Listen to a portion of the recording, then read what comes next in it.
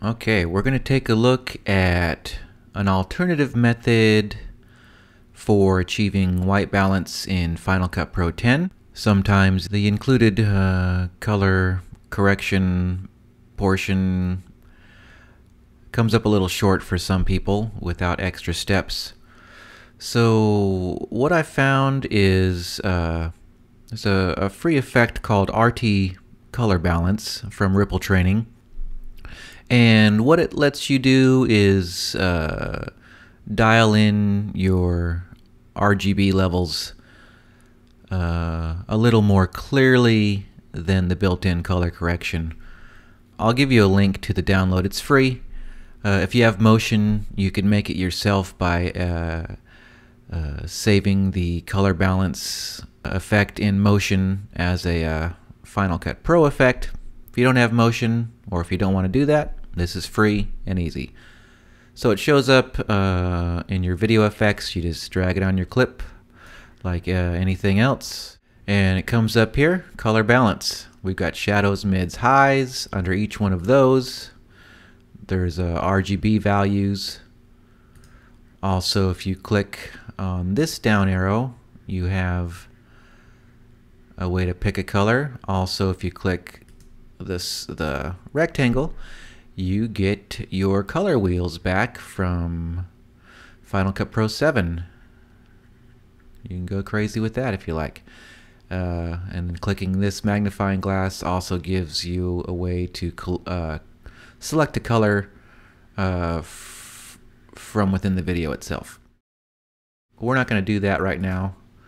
I'm going to reset this, and I'm going to show you just a nice way to get color balance that, to me, is a little more straightforward than using the color correction that's built into Final Cut Pro 10. So if you're lucky, you've got something that's supposed to be pretty white in your video, or you have a white balance card, etc., etc., as in my example here. And this is common. You have your white balance set to one thing, and of course you're under a different situation. In this instance, I had my white balance set to daylight, and I was under tungsten lighting. Now, I did that on purpose, but I'll admit that that happens on accident sometimes.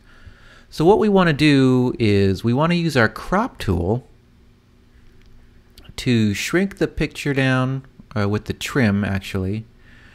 We want to shrink it down so we are highlighting just the white portion. So in this instance, I'm going to place it on my business card, hit done, and we have a portion here that's supposed to be white, and you'll see it's pretty not white. So after we have that done, we want to bring up our scope. Now, if you're not familiar with the scope, hit Command 7. What that's going to do is give you some choices of visually getting a color representation of what's happening in your video.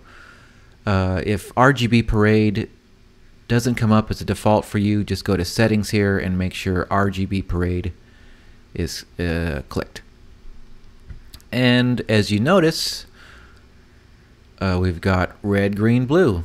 And if we go over here to the color balance, we want to start with highlights, which is what you're often going to do when dealing with white balance.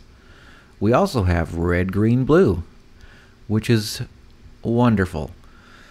So you'll notice the blue is low, the green and the red are high. So what we're going to do is we're going to grab the blue and we're going to pump that up. In this instance, since the color rendition was pretty poor, even with the blue pumped all the way up, it only got us so high. But that's okay, because we can pull the green down. I'm going to try to get these to match pretty good for this example. So here we go. So now we've got the red, green, and blue close enough for this example. So now we've got a square that's looking pretty white. So now we can, we're going to close our scopes, Command 7 again, and we're going to pop over to the crop tool and hit our reset arrow, which will give us our full video back. And there, bam. Pretty easy. You can see the after, and here's the before and after. And now I'll show you a limitation of the built-in color correction. I'm gonna undo the RT color balance, and we're gonna do the same thing again. I'm gonna grab our crop tool, make sure it's on trim, and shrink this down once again. I'm not very good at grabbing these tiny handles, but I'll do what I can. Once again, shrink it down to just the white portion. We're going to say done. We're going to bring up our scopes with Command 7, and we're going to go into the built-in color correction. So same thing there. We're going to start with the highlights, and as you notice here, we don't have red, green, blue for our highlights. We just have a single puck.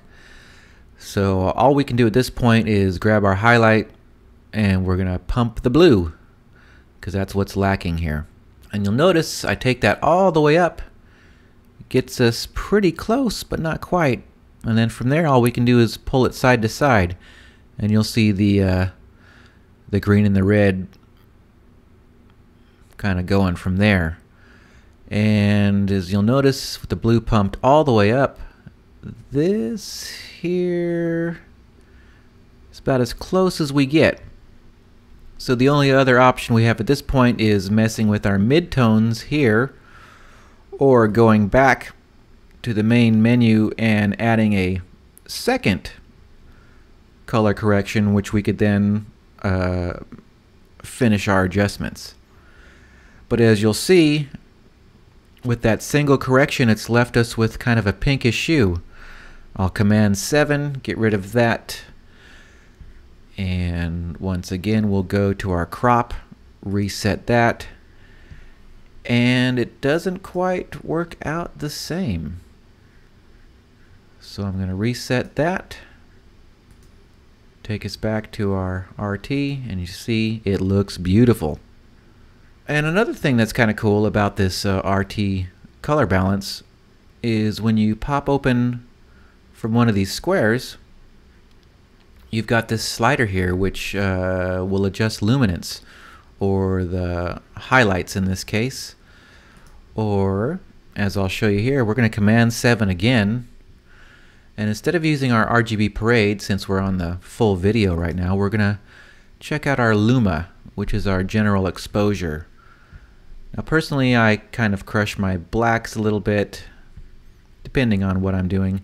But as you'll see here, if I bring up the highlight box, we have a secondary exposure that's built in for you know, a certain amount of tweaking, which I find very cool. It's great for messing with the shadows. You know, if you really want to crush those blacks. I'll just kind of get it back to semi-normal there.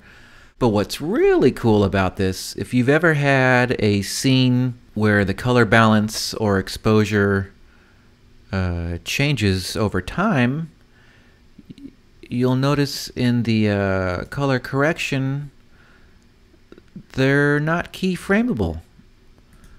But what's really cool, look over here, shadows, keyframeable, midtones, keyframeable, highlights, keyframeable. So you can change white balance over time, and also within that, by popping these open, you can change exposure to a certain degree over time.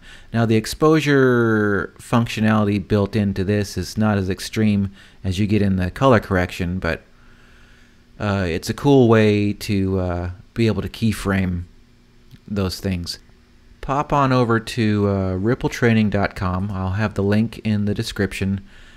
It's a real easy download link. They've got a little description here, kind of describing a couple things that I didn't, but it's a great little free effect that can really work wonders. on, simple white balance. And we have to do all of this because Final Cut Pro still does not include a color picker for just picking what you want to be white and clicking on it and have your white balance instantly done for you. Hopefully Apple will include that soon, but for now, this is how I do it.